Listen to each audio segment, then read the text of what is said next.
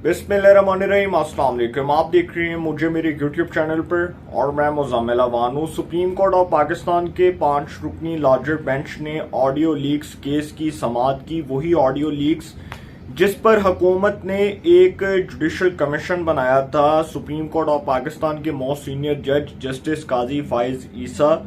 और Islamabad High Court के Chief justice, Balochistan high Court के 3 चीफ जस्टिस, ये 3 जज साहिबान पर मुश्तमिल एक जुडिशल कमीशन हुकूमत की जानिब से बनाया गया। और इस जुडिशल कमीशन ने अपनी जो है वो इस केस की कार्रवाई का आगाज किया। तो उसके बाद जी इमरान खान साहब ने इस जुडिशल कमीशन की जो तैनाती है उसको सुप्रीम कोर्ट ऑफ पाकिस्तान में चैलेंज किया और सुप्रीम कोर्ट ऑफ पाकिस्तान का 5 रुकनी बेंच बना।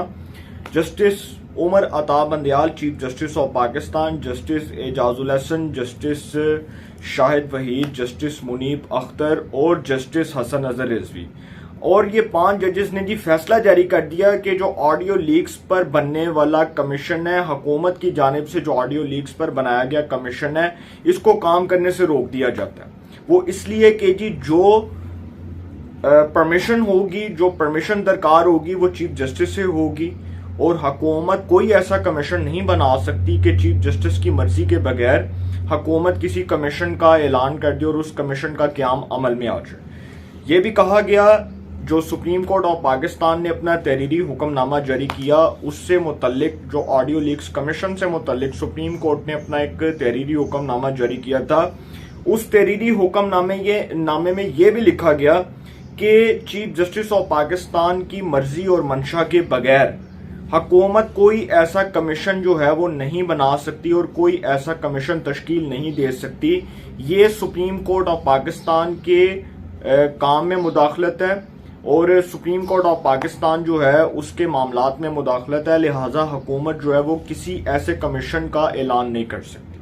फिर यह भी कहा गया कि जो कमीशन के जो मेंबरान हैं, जो फाजिल मेंबरान हैं, उनको चीफ जस्टिस ऑफ पाकिस्तान से परमिशन लेनी पड़ेगी और चीफ जस्टिस ऑफ पाकिस्तान जो अदालत उज़्मा के सुप्रीम कोर्ट ऑफ पाकिस्तान के सरबराह की हैसियत से अपने फ़राइज़ सर अंजाम दे रहे हैं, जब तक वो इस किस्म की इजाज़त नहीं देते तब तक ऐसा कोई कमीशन जो है वो नहीं बन सकता। अब इस कमीशन को तो रोक दिया गया सुप्रीम कोर्ट की तरफ से और इमरान खान साहब ने जो सुप्रीम कोर्ट ऑफ पाकिस्तान में इस कमीशन की तैनाती को चैलेंज किया था, इस पर सुप्रीम कोर्ट ऑफ पाकिस्तान का 5 रुकनी लार्जर बेंच समाअत कर रहा था, जिसने समाअत आइंदा हफ्ते तक मुलतवी कर दी। अब जी आपको एक बात बताता हूं कि एक जानिब तो हुकूमत ने इस बेंच के ऊपर एतराज उठाया। ये जो 5 रुकनी बेंच बना ऑडियो लीक्स कमीशन पर, जिसको इमरान खान साहब ने सुप्रीम कोर्ट ऑफ पाकिस्तान में चैलेंज किया था ऑडियो लीक्स कमीशन को कि जी इस कमीशन को काम करने से रोका जाए, इस पर सुप्रीम कोर्ट का जो 5 रुकनी बेंच समाअत कर रहा था उस पर हुकूमत ने तहफ़्फ़ुज़ात का इज़हार कर दिया और अटॉर्नी जनरल ने हुकूमत की तरफ से अपना जवाब देते हुए ये बात कही कि एजाजुल हसन, मुनीब अख्तर और उमर अता बंदयाल, ये जो 3 जजेस हैं ये केस का हिस्सा नहीं बन सकते। उसकी वजह ये है कि ये एक तो पहली बात कि चीफ जस्टिस साहब जो हैं उनकी सास से मुतल्लिक एक ऑडियो लीक हुई है और उनकी सास महाजबीन नून इमरान खान साहब के वकील ख्वाजा तारिक रहीम की एहलिया राफिया तारिक, दोनों ये खवातीन दोस्त हैं, राफिया तारिक और महाजबीन नून। तो वो जो ऑडियो लीक हुई थी जिसमें इमरान खान की मोहब्बत का जिक्र हो रहा था, इमरान खान की लाजवाल मोहब्बत का जिक्र हो रहा था और मैंने आपको पहले भी बताया था, चीख चीख कर चिल्ला कर बताया था कि इमरान खान की मोहब्बत में जो लोग गिरफ्तार हुए, पागल हुए, जिन पर इमरान खान की मोहब्बत का बोझ सवार है, सर वो दरअसल उस ऑडियो के अंदर आप गुफ्तगू मुलाहिजा फरमाएं तो आप सुन सकते हैं कि महाजबीन नून जो उमर अता बंदयाल साहब की सासुमा हैं, उस सासुमा फरमा रही हैं कि इमरान खान बहुत पॉपुलर लीडर है। और चीफ जस्टिस साहब अदालत में कहते हैं इमरान खान को कि आपको देखकर बहुत खुशी हुई, आपको देखकर बहुत खुशी हुई, इसलिए क्योंकि आप तो बहुत बड़े लीडर हैं, आप तो उम्मत मुसलमान के सफीर हैं, आप जैसा तो कोई लीडर ही नहीं है। आप आए अदालत में, चाय शाय पिए, जमानत चाहिए जमानत देते हैं, कुर्सी पे बैठना है कुर्सी देते हैं, गेस्ट रूम में बैठना है गेस्ट रूम देते हैं, कॉफी पीनी है कॉफी देते हैं। तो सर जब इस किस्म की बातें होंगी तो फिर निज़ाम अदल पर कोई आम बंदा एतबार कर सकता है? चीफ जस्टिस साहब ने माशाल्लाह, अल्लाह ताला उनको लंबी जिंदगी दे, चीफ जस्टिस साहब ने एक 5 रुकनी बेंच बनाया और उस 5 रुकनी बेंच को वो हेड कर रहे हैं, जिस 5 रुकनी बेंच में बैठकर उन्होंने ऑडियो लीक्स पर फैसला जारी करना है। और उस ऑडियो लीक्स में उनकी सास महाजबीन नून साहिबा, जो मरकजी किरदार है ऑडियो लीक्स में, जिनका बहुत बड़ा किरदार है कि उनकी ऑडियो लीक हुई, और वो जब ये बात कर रही होंगी तो चीफ जस्टिस साहब बैठकर ऊपर फैसला जारी करेंगे। इसका मतलब कि क्लीन चिट मिलेगी,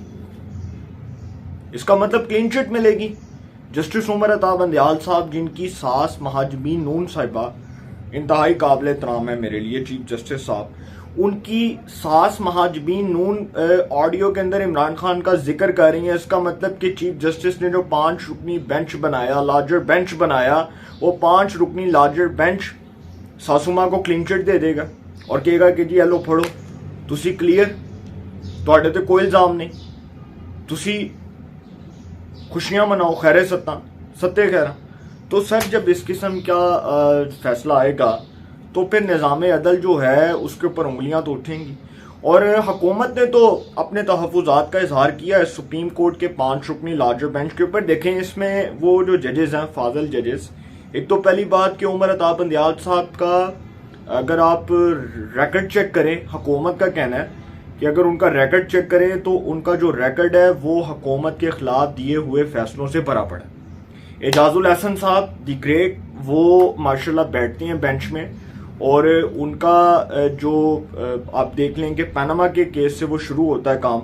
और पनामा का केस जो नवाज शरीफ साहब के खिलाफ उन्होंने फैसला दिया, जिसमें उन्होंने नवाज शरीफ साहब को डिस्क्वालीफाई करने का फैसला दिया। पनामा का जो 5 रुकनी बेंच बना था, जिसको उस वक्त के जस्टिस आसद सईद खोसा हेड कर रहे थे, 5 रुकनी बेंच को, लार्जर बेंच को, जिसके वो सरबराह थे। उसमें आसद सईद खोसा, जस्टिस गुलजार, जस्टिस एजाजुल हसन, जस्टिस क्या नाम था उनका, वो एक और जस्टिस एजाज अफजल। तो ये जो जजेस थे ये उस बेंच का हिस्सा थे, उस लार्जर बेंच का, और जस्टिस अजमत सईद शेख, ये 5 जजेस थे। तो उसमें एजाजुल हसन साहब नवाज शरीफ साहब को डिस्क्वालीफाई करार देने का फैसला देते हैं। उसके बाद उस वक्त के जो चीफ जस्टिस थे, जस्टिस मियां साकिब निसार साहब, उन्होंने एजाजुल हसन साहब को नैब के ऊपर मॉनिटरिंग जज मुकर्रर कर दिया, जो नैब ने रेफरेंसेस बनाए थे नवाज शरीफ, मरियम के खिलाफ, अल अजीजिया, फ्लैगशिप, एवनफील्ड अपार्टमेंट्स। तो उसके ऊपर तो एजाजुल हसन साहब जो है वो मॉनिटरिंग जज बन गए थे, और उसके बाद जो उनके फैसले देने की तारीख है वो अब भरी पड़ी है, हुकूमत के खिलाफ वो फैसले देते रहे। इसी तरह मुनीब अख्तर साहब, जिन्होंने हुकूमत के खिलाफ फैसले दिए, वो उस बेंच का हिस्सा थे। आर्टिकल 63A से मुतल्लिक उन्होंने एक अपना फैसला दिया जिसको कंट्रोवर्सी की जद में लाया गया, और ये मुस्तकबिल के अंदर ये जो फैसला है ये इसको क्वैश कर दिया जाएगा, इसको कलअदम करार दे दिया जाएगा। उसकी वजह यह है कि आर्टिकल 63A से मुतल्लिक उन्होंने फैसला दिया कि जी पार्टी चेयरमैन का दूर दूर तक कोई जिक्र नहीं, पार्लिमानी हेड जो कहेगा वही पार्टी के अरकान की डायरेक्शंस होंगी। जो पार्टी का जो पार्लिमानी लीडर होगा, जो वो हुक्म जारी करेगा उसी के मुताबिक पार्टी के अरकान वोट कास्ट करेंगे। तो वो फैसला आपके सामने। फिर उसके बाद मुनीब अख्तर साहब इससे पहले फैसला दे चुके हैं हुकूमत के खिलाफ,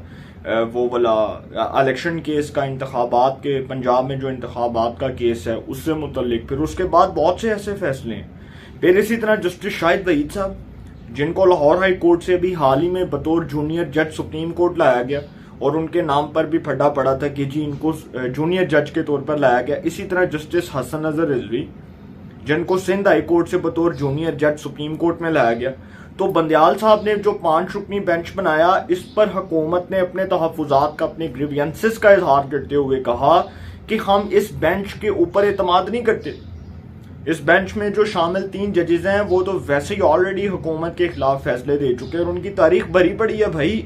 वो बार बार फैसले देते रहे हुकूमत के खिलाफ, किसी एक केस का हवाला नहीं दे रहा, बहुत से मुत्तहिद हजारों केसेस का हवाला दे सकता हूं आपको कि जिन केसेस में उन्होंने हुकूमत के खिलाफ फैसले दिए। और उसके बाद इस हुकूमत के तहफ़्फ़ुज़ात जाहिर करने के बाद ये जो ऑडियो लीक्स पर कमीशन बना था, जिसको हुकूमत ने बनाया था, जिसकी नामजदगी हुकूमत ने की थी, नोटिफिकेशन हुकूमत की तरफ से हुआ था, उस ऑडियो लीक्स कमीशन ने भी सुप्रीम कोर्ट के 5 रुकनी बेंच पर एतराज़ात उठा दिए। Justice Qazi Faez Isa, Supreme Court of Pakistan के मोस्ट सीनियर जज, Justice Mian Aamir Farooq Islamabad High Court के चीफ जस्टिस और बलूचिस्तान हाई कोर्ट के 3 चीफ जस्टिस, ये जो 3 जज साहिबान हैं, इन तीनों जज साहिबान ने एक तो सबसे पहले ये कहा है कि किस तरह सुप्रीम कोर्ट ने हमें कार्रवाई करने से रोका। ऑडियो लीक से कमीशन बना,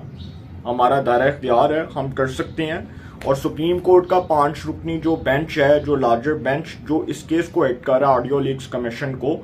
उसको क्या किसने इख्तियार दिया है कि जी वो हमें कार्रवाई करने से रोके?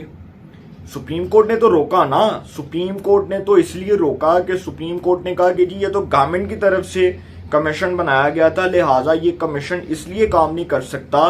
कि ये कमीशन को पहले हमसे इजाजत दरकार होगी, और जब तक ये कमीशन हमसे इजाजत नहीं लेता तब तक ये कार्रवाई आगे नहीं कर सकता, आगे नहीं बढ़ा सकता, ये कार्रवाई कंटिन्यू नहीं रह सकती। तो सुप्रीम कोर्ट ने उस कमीशन की तश्कील नो को एक जानिब तो कहा कि जी ये गलत है, और दूसरी जानिब उनको काम करने से रोक दिया। अब आते हैं जी असल चीज की तरफ के जो वफाक की तरफ से बाज़ाब्ता तौर पर अटॉर्नी जनरल ने ये कहा था कि जी चीफ जस्टिस ऑफ पाकिस्तान और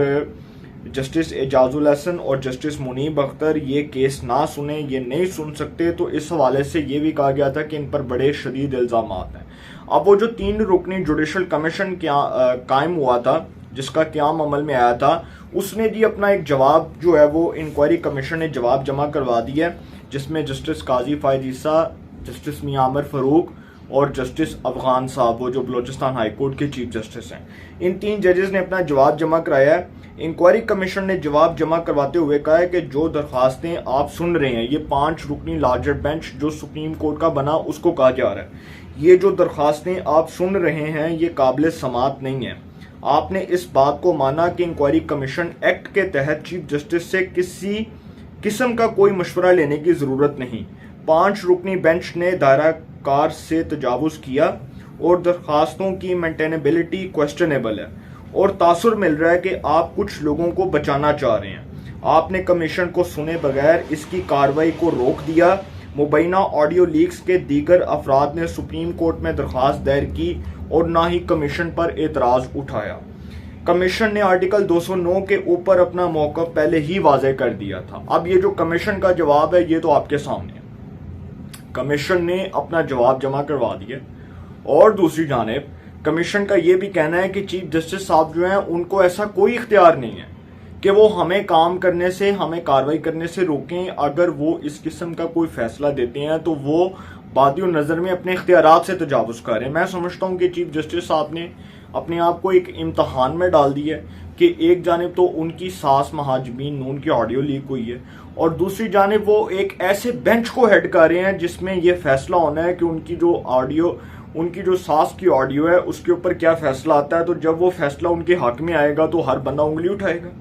तो चीफ जस्टिस साहब जो हैं उनका कोड ऑफ कंडक्ट हो जाएगा मेलाफाइडी। सॉरी टू से, वैसे मैं ये बात कर रहा हूं कि उनका कोड ऑफ कंडक्ट हो जाएगा मेलाफाइडी, उनके ऊपर उठाई जाएंगी उंगलियां और लगेंगे इल्जामात। तो उनका जो मिसकॉन्डक्ट है उसकी वजह से बहुत से सवालात उठेंगे, और फिर लोग ये भी कहेंगे कि जी ये कैसे हो सकता है कि एक मुहज़्ज़म मुआशरे में, वैसे जो उमर अता बंदयाल साहब ने जस्टिस काजी फायद ईसा केस का फैसला दिया था,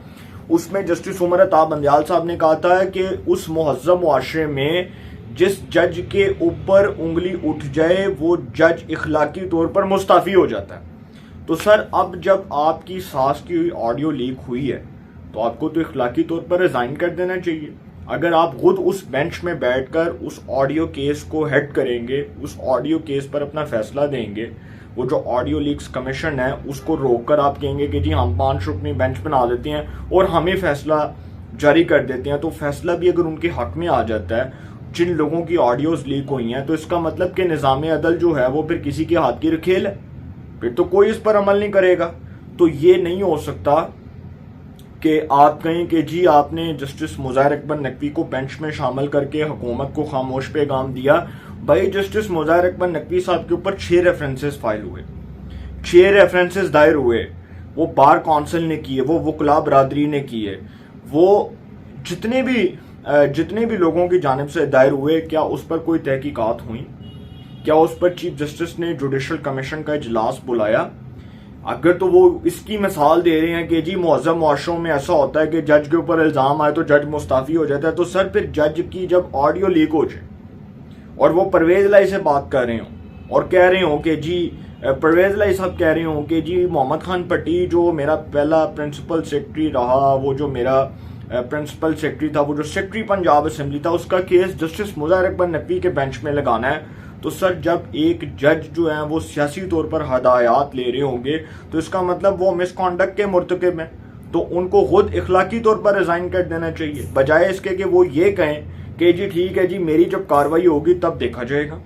तो इसका मतलब कि चीफ जस्टिस साहब ने वो जुडिशल कमीशन का इजलास नहीं बुलाया था जिसमें ये बात जो है इसको शकूक व शुबहात के तौर पर देखा गया कि चीफ जस्टिस साहब बादियों नज़र में मुज़ाहिर अकबर नकवी साहब को डिफेंड कर रहे हैं और उनका डिफेंड करने का मकसद ये है कि किसी तरह अगर वो नकवी साहब फंसे तो कहानी ख़त्म, सारे सामने आ जाएंगे। अब वो जो साकिब निसार था जिसने अदालत की तारीख को दागदार किया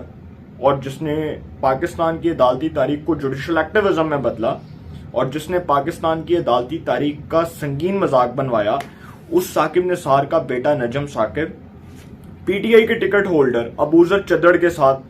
गुफ्तगू कर रहा होता है और वो ऑडियो लीक होती है। उस पर पार्लियामेंट की एक स्पेशल कमेटी बनती है। स्पीकर कौमी असेंबली राजा परवेज अशरफ साहब एक कमेटी बनाते हैं और वो कमेटी ने अपना काम मुकम्मल करके रिपोर्ट स्पीकर साहब को पेश करनी है और उसके मुताबिक आगे कार्रवाई होनी है। अब उसके ऊपर क्या होता है कि इस्लामाबाद हाई कोर्ट के जो जज हैं ऑनरेबल जज जस्टिस बाबर सत्तार साहब, वो जी पार्लियामेंट की खसूसी कमेटी को काम करने से रोक देते हैं और वो हुक्म जारी करते हैं कि जी पार्लियामेंट को ऐसा कोई इख्तियार नहीं है और ऑडियो लीक्स जो है वो एक एक्ट ऑफ प्राइवेसी है। सर अगर वो एक्ट ऑफ प्राइवेसी है तो फिर उसके अंदर जिन लोगों के ऊपर इल्जामात लगे उसकी तहकीकात अदालत ने नहीं करानी तो फिर बाहर किस बंदे ने करानी है। इल्जाम तो ये है कि अगर अदालतों ने इंसाफ ही नहीं लोगों को फराहम करना तो फिर ताले लगाएं अदालतों को, फिर बंद करके चले जाते हैं सारे घर और फिर फैसला कर लेती है पार्लियामेंट। क्योंकि अगर पार्लियामेंट की खसूसी कमेटी के इख्तियारात में मुदाखलत होगी, कार्य सरकार के मामलात में मुदाखलत होगी, हकूमती मामलात में मुदाखलत होगी, तो सर निज़ाम अदल के ऊपर जो उंगलियां उठ रही हैं मजीद उठेंगी। ये तो नहीं हो सकता कि जी आप कहें कि जी वो पार्लियामेंट की जो खसूसी कमेटी है वो काम नहीं कर सकती। पार्लियामेंट के इख्तियारात अपने इख्तियारात हैं। स्पीकर साहब जो होते हैं उनकी एक अपनी डेजिग्नेशन होती है, स्पीकर साहब का एक अपना रोल होता है। स्पीकर जो नेशनल असेंबली का कस्टोडियन होता है उसके अपने इख्तियारात हैं, उसके इख्तियारात को कोई महदूद नहीं कर सकता। अदालतों के पास ये राइट नहीं है। अब लाहौर हाई कोर्ट के एक जज हैं, नाम नहीं लेना चाहता, उन्होंने कुछ दिन पहले एक फैसला दिया कि वो जो पीटीआई के 80 अरकान पार्लियामेंट है उनके इस्तीफे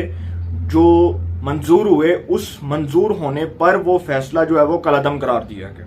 और कहा गया कि जी वो जो पार्लियामेंट वो जो अरकान पार्लियामेंट है वो जी जाए पार्लियामेंट में जाके बैठ जाए। सर लोगों ने तहरीरी तौर पर इस्तीफे दिए, विद हैंड रिटन इस्तीफे रेजिग्नेशन दिए और उसके ऊपर सिग्नेचर्स हैं उन लोगों के कि उन्होंने इस्तीफे दिए और वो इस्तीफे जमा हुए।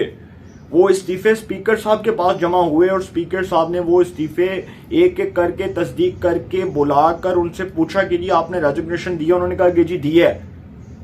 इस्तीफे जमा हुए और वो रेजिग्नेशन एक्सेप्ट हो गए। अब लाहौर हाई कोर्ट कहे कि जी नहीं जी वो जो 80 अरकान पार्लियामेंट थे उनके इस्तीफों से मुतल्लिक हम फैसला दे रहे हैं कि वो कलअदम करार दिया जाता है, वो तहरीरी तौर पर इस्तीफे नहीं दिए गए। तो जिनके सिग्नेचर्स हैं उन्होंने तहरीरी तौर पर इस्तीफे दिए, उन्होंने वो सिग्नेचर्स करके दिए। ये नहीं हो सकता कि अदालतों के स्टैंडर्ड्स किसी के लिए जो है वो दोहरे होंगे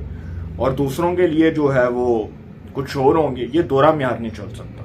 ये अगर इसी तरह चलता रहा तो सर ये जो ऑडियो लीक्स के ऊपर जो कमीशन बना है सुप्रीम कोर्ट का, ये दरअसल इस कमीशन के ऊपर मुझ समेत पाकिस्तान के हर शहरी को इतराज़ात हैं और वो इसलिए कि ये कमीशन के ऊपर साफ और शफाफ इंक्वायरी के लिए इंडिपेंडेंट जजेस बैठाए जाएं। जस्टिस मंसूर अली शाह हैं, जस्टिस याया अफरीदी हैं, जस्टिस सतर मिनिल हैं, जस्टिस जमाल खान मंदोखेल हैं। आपके पास बड़े अपर्ड जजेस हैं तो आप उनको बिठाएं कमीशन में, उनसे करवाएं तहकीकात। आपको फायज ईसा साहब पसंद नहीं है, जस्टिस सरदार तारिक मसूद साहब को बिठा दें। इतने जजेस हैं आपके पास। तो चीफ जस्टिस साहब जो दरअसल अदालत में तो अपनी अक्सरियत खो चुके हैं, इसमें कोई शक नहीं है कि वो अपनी मेजॉरिटी बड़ी बुरी तरह लूज कर चुकी हैं और जजेस में डिवाइड है। वो अपने हाउस को, अपने घर को वो एक आप समझ लें कि मुत्तहिद रखने में नाकाम हुए, वो कामयाब नहीं हो सके। और अपने हाउस को जब अपने घर के अंदर जब उनको नज़र आएगी, डिवाइड नज़र आएगी, तो वो ये कैसे कह सकते हैं कि जी वो 5 रुकनी बेंच बनाकर वो फैसला दे देते हैं कि जी ऑडियो लीक्स कमीशन जो है उसको काम करने से रोका जा रहा है, और वही जजेस बैठे जो फायज ईसा साहब मुखालिफ जजेस हैं। अब आप अंदाज़ा लगा लें कि ये सारा रास्ता रोकने की एक असल वजह मैं आपको बताता हूँ। फायज ईसा साहब किसी तरह चीफ जस्टिस ना बन जाए, और दूसरा अगर फायज ईसा साहब आगे तो रंडा फिर जाना है। नकवी साहब की जो ऑडियो है उसके ऊपर बहुत शोर हो रहा है, और वो ऑडियो के ऊपर जिस दिन तहकीकात हो गई उस दिन दूध का दूध और पानी का पानी हो जाएगा, और उस दिन इमरान खान समेत परवेज इलाही और जितने लोग जिनका ऑडियो में जिक्र है वो कोई नहीं बचेगा, क्योंकि ये ऑडियो लीक्स पाकिस्तान के लिए एक नासूर साबित हुई। ये पाकिस्तान के लिए कैंसर से भी बड़ी बीमारी साबित हुई कि जिसमें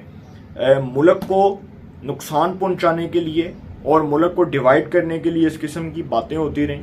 और उस पर सुप्रीम कोर्ट का वो बेंच बैठ जाए जिसमें चीफ जस्टिस साहब जो हैं उनकी सास की मुबैना ऑडियो लीक हुई हो, और चीफ जस्टिस साहब उस बेंच में बैठकर उस बेंच को एड कर रहे हो, और उनकी सास कह रही होंगी कि ठीक है चीफ जस्टिस साहब बैठे हैं तो क्लीन चिट मिल जाएगी। तो सर ये नहीं हो सकता। निज़ाम अदल अगर तकसीम होगा, निज़ाम अदल अगर बराबर नहीं होगा, उसका पलड़ा बराबर नहीं होगा, तो फिर मुझ समेत पाकिस्तान का कोई भी शहरी इस निज़ाम अदल पर यकीन नहीं कर सकता। उसके लिए बेहतर ये है कि चीफ जस्टिस साहब तमाम जजेस को ऑन बोर्ड लें, बैठें, मामलात हल करें। और ये जो 3-4 महीने उनके रह गए हैं, देखिए उन्होंने तो चले जाना है, उसके बाद होने हैं फैसले, और वो फैसले जो होंगे उसके बाद साकिब निसार साहब तो नहीं होंगे, उसके बाद कोई भी जज नहीं होंगे, तो फायज ईसा साहब चीफ जस्टिस होंगे, तो उन्होंने तो फैसले जारी करने हैं। तो ये अगर रवायत चल पड़ी है कि जी ठीक है अपनी मर्जी के मुताबिक ऑडियो लीक्स कमीशन पर केस की समाअत के लिए बेंच बनाना है, फैसला अपनी मर्जी का देना है, तो सर उसके नताइज बहुत संगीन होंगे, और जो नताइज होंगे वो फिर शायद किसी को काबिल कबूल नहीं होंगे। अब वो दौर नहीं है कि जी इमरान खान साहब के लिए फ़ोन कॉल्स आती थी कि जी उनके हक में फैसले, और जिस तरह से पीटीआई टूटी, इमरान खान साहब को जो अभी तक अदालती रिलीफ मिलते रहे, ये भी एक सवालिया निशान है कि अदालतें जो 60 अरब रुपए के इल्ज़ाम में जो मुलज़म है, जिसके ऊपर करप्शन के संगीन इल्ज़ाम हैं, उसको अगर क्लीन चिट दे रही हैं, तो सर वो आम आदमी जो जेलों में सड़ है फिर उसको निकालें और उसको कहेंगे जी ठीक है आपको रिहाई मिली, आप भी फॉरन, आप भी इंजॉय करें, आपको भी जमानत मिल गई, आप भी बरी, सारे केसेस से बरी। तो फिर पाकिस्तान में निज़ाम अदल आप देख लें कहाँ पर खड़ा है। मैंने तो जांच कर आपको बता दी है, और आगे आपकी मर्जी है, आप जो मर्जी इस पर तज्जिए तबसरे करें, लेकिन ये निज़ाम अदल जो है ये बराबरी के पलड़े में नहीं आता, ये बराबर नहीं है। सॉरी टू से ये निज़ाम अदल, इस पर उंगलियां उठ रही हैं, और अगर यही निज़ाम चलता रहा 3-4 महीने तो बहुत मुश्किल हो जाएगा इसको डिफेंड करना। अपनी राय का कमेंट्स में ज़रूर इज़हार कीजिएगा। इंशाल्लाह एक नए सेगमेंट के साथ पे मुलाकात होगी। अपना बहुत ख्याल रखिएगा। अल्लाह निगहबान।